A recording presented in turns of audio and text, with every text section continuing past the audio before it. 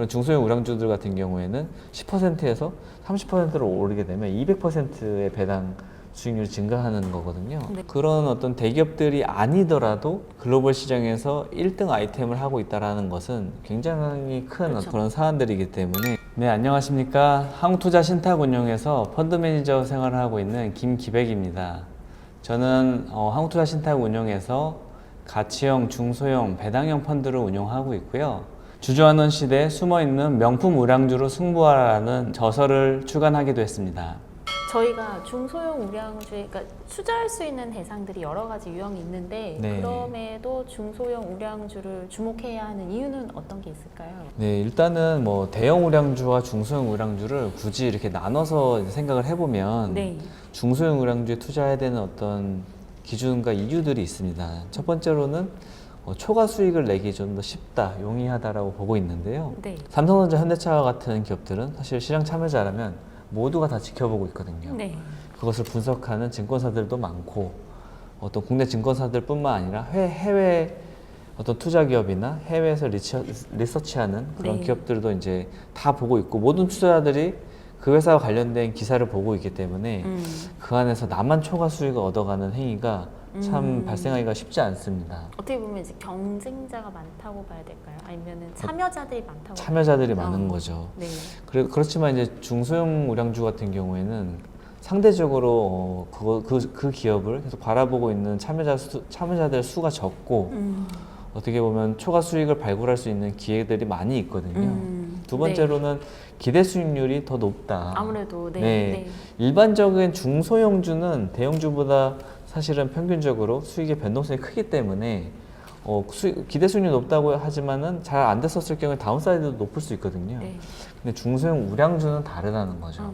중소형 우량주들 같은 경우에는 다운사이드도 크지 않으면서 저희가 기대해 볼 수 있는 수익이 어떻게 보면 삼성전자, 현대차 사서 저희가 2배, 3배를 목표로 한다? 쉽지 않은 일이거든요. 그렇죠. 너무, 네. 근데 중소형 우량주 같은 경우에는 그런 어떤 초과 수익을 거둘 수 있는 그 폭이 클 수 있다라고 보고 있는 거고요.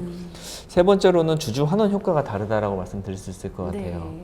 네. 이미 한국의 대기업들은 지주회사 체제를 다 마련했고 네. 2세 경영, 3세 경영을 다 마무리한 단계이기 때문에 그런 부분에서 사실 주주 환원율이 이미 25%에서 30% 수준까지 올라온 대기업들이 굉장히 많아요. 네.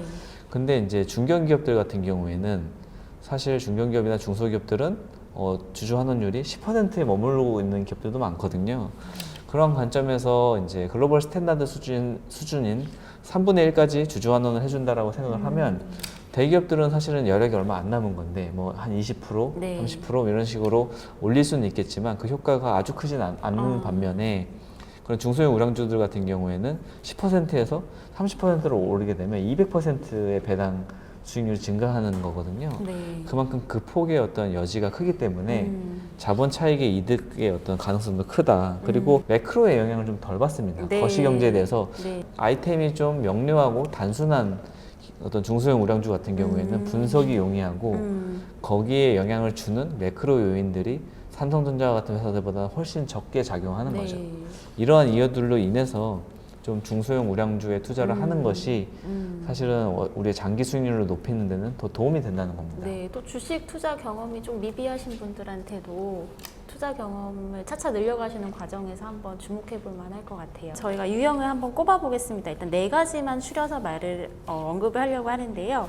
먼저 첫 번째로 이제 꼽아 주신 게 글로벌 최고 경쟁력 가진 기업을 말씀을 해주셨어요. 네. 이런 기업들의 어떤 특성, 그리고 구체적으로 어떤 기업들이 있을까요? 한국에서 이제 가장 유명한 거는 삼성전자, 현대차 같은 큰 대기업이지만 네. 그런 대기업들과 함께 사실 세계 글로벌 시장에 진출한 그런 강소기업들이 많고요. 그런 어떤 대기업들이 아니더라도 사실은 글로벌 시장에서 1등 아이템을 하고 있다는 것은 굉장히 큰 그렇죠. 어떤 경쟁력이 있는 경쟁 우위가 큰 그런 사안들이기 때문에 그것만으로도 그 기업이 어떻게 보면 성장을 할 수 있는 발판이 굉장히 큰 거죠. 좁은 한국 시장이 아니라 굉장히 넓은 어떤 글로벌 시장의 어떤 수요를 창출할 수 있기 때문에 그런 기업들을 저는 선호를 하는데요. 네. 이제 과거에 제가 이제 10년 전에 사실 IT 기업 중에서 리노모업이라는 회사를 탐방을 갔다 온 적이 있었어요. 네. 근데 이제 제가 10년 전에 처음 갔었을 때 너무 인상적이었던 거는 이제 회사와의 어떤 그런 IR 미팅을 하고 나서 네. 이제 공장 투어를 이렇게 쭉 돌고 있는데 네. 좀 이렇게 저 멀리서 이렇게 기계를 만지는 어떤 관리자 같은 한 분을 봤어요. 네. 그 분을 이제 봤는데 좀 인상적이더라고요. 계속 어떤 점이 네. 어떤 기계 장치들을 계속 손수 이렇게 만지고 전반적인 관리를 하는 모습을 보고 나서 이제 미팅 회실로 다시 돌아와서 저는 이제 그분이 어떤 뭐 공장장이거나 생산 총괄 관리자 뭐 이런 네. 분인 줄 지위가 알았는데 있는 네, 예, 관리자. 알고 보니 그분이 회사의 대표이사시더라고요. 대표님께서 직접 예, 직접. 공개 사실 시설을 네, 회사가 수십 년이 됐음에도 불구하고 매일매일같이 그런 그 공장에서 가동되는 기계 설비들을 직접 이렇게 보고 다니시는 모습들이 굉장히 인상적이었고 이제 더 사실 놀라웠던 거는 이제 미팅을 하고 이제 밖으로 갔는데 이제 거기서 이제 근무하시는 어떤 뭐 시큐리티 경비하시는 분들이나 아니면 거기서 청소하시거나 이렇게 구내식당을 맡아서 일하시는 분들도 표정이 굉장히 밝아 보이시더라고요. 그래서 제가 이제 그 회사 IR 담당자분한테 물어봤죠. 이게 분위기가 굉장히 좀 좋은 것 같다 이렇게 여쭤보니까 저희 회사는 경비실에서 일하시는 분들도 이제 식당에서 일하시는 분들도 다 정직원이에요 이렇게 말씀하시는 거예요. 안정화돼 있군요. 네, 보통은 기업들이 이제 비용을 절감하기 위해서 외주화를 하거든요. 외주 아웃소싱을 통해서 인력들을 대부분 이제 사용하는데 그 기업은 사실 이제 그런 식으로 그렇기 때문에 직원들의 충성도가 굉장히 높고 그렇죠. 네. 그런 분들도 그러한데 이제 직원들에 대한 어떤 보상이나 이런 관리는 또 어떠한 수준이겠어요. 그만큼 이제 직원들의 어떤 로열티도 높은 회사다라는 생각을 했었고 이제 그러한 부분들이 어떻게 보면 그 기업의 어떤 경쟁력으로 이어지고 특히 이제 기술력이 워낙 높았기 때문에 네. 그런 어떤 기술력이 글로벌에서 어떤 이 회사가 만드는 어떤 제품 자체가 핀이랑 소켓인데 굉장히 미세하거든요.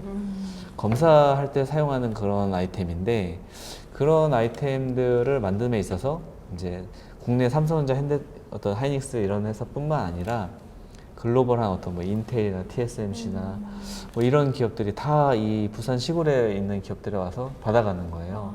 그만큼 제품력이 어떻게 보면 굉장히 한국에서는 물론이고 세계에서도 이 기업의 어떤 기술력을 따라갈 기업이 없었던 거죠.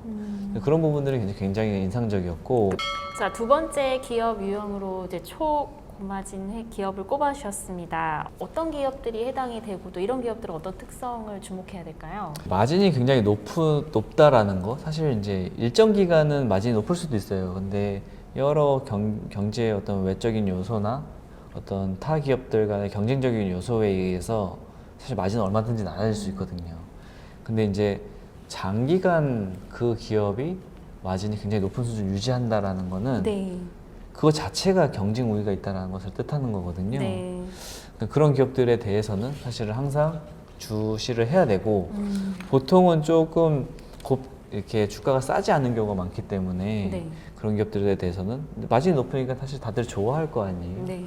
그렇지만 이제 그런 기업들에도 어떤 소외 구간이나 저평가 구간에 있을 때는 사실은 굉장히 투자 대상으로서 이렇게 매력적이다라고 저는 생각을 하는데 예를 들면 예전에 이제 바이오 헬스케어 회사 중에서 그 케어젠이라는 회사가 있었어요. 네. 이제 보통은 바이오 회사들 특히 한국 바이오 회사들은 이제 문제는 돈을 못 버는 경우가 많아서 아직 수익이 나지 네, 않으니까요. 계속 이제 네. 주주들에게 이제 좀 희생을 강요하는 자금 조달을 그렇죠. 하고 네. 주주 가치가 계속 낮아지고 이런 경우가 많은데 그 기업 같은 경우에는 영업이익률이 무려 40%에서 50%를 어떻게 그렇게 네. 달성하는 그런 게다가 국내에서는 매출 비중이 굉장히 적고 대부분 해외에서 매출이 일어났기 때문에 지금까지도 사실은 영업이익률이 굉장히 초고마진을 이렇게 기록하고 있었고 네. 과거에 이제 굉장히 저평가됐었을 때가 있었는데 한 7, 8년 전에 네. 이제 그때는 이제 그 케어젠 같은 경우에는 사실 굉장히 좀 독특한 어떤 저한테 경험을 줬어요. 왜냐하면 바이오 기업들이 사실 돈을 버는 것도 좀 신기한데 바이오 기업에 투자를 해서 적정 수준 이상의 배당을 받았다라는 말을 들어보신 적 있으신가요? 없죠. 네, 없습니다. 보통은 바이오 기업에 투자를 할 때는 그런 어떤 신약의 가치나 그렇죠. 어떤 임상에서의 어떤 성공을 저희가 네. 꿈꾸면서 투자를 하는 거지 바이오 기업에 투자를 하면서 배당을 받는다라고 생각하지 절대 않거든요. 근데 그럼에도 불구하고 그 기업은 당시 때 이제 배당 수익률 3%가 가까이 나왔기 때문에 저같이 안전마진을 좀 중요시하는 투자자로서는 굉장히 매력적으로 다가왔어요. 네. 바이오 헬스케어 기업인데 내가 배당을 3% 받으면서 한번 이 기업이 몇 년간 이렇게 성장하는 것을 내가 한번 지켜보겠다라는 어떤 그러한 색다른 좀 경험을 네. 선사해줬기 때문에 그 기업 같은 경우에도 이제 신규 아이템이 사실 잘 되면서 주가도 많이 올라가고 그런 경험을 했었죠. 그 해당 기업은 그러면 어떤 것으로 수익을 내는 건가요? 아, 구체적으로? 그 기업 같은 경우에는 이제 펩타이드 성분을 기반으로 뭐 더마 제품이라든지 피부나 헤어 관련된 어떤 적용처를 가지고 있는데 펩타이드 같은 경우에는 워낙 적용처가 다양해가지고 네. 다양한 데 사용이 될 수가 있고요. 네. 최근에는 그런 당뇨를 줄여주는 그런 당뇨가 워낙 현대인들의 그런 큰 어떤 과제이기도 하거든요. 네. 그래서 그런 것들을 줄여줄 수 있다라는 효과 이런 것들이 사실 언급이 되면서 그런 아이템까지도 확장성 그런 아이템 확장성이 무궁무진한 기업들은 사실은 굉장히 시장에서는 좋아할 만한 그런 투자 대상이었다.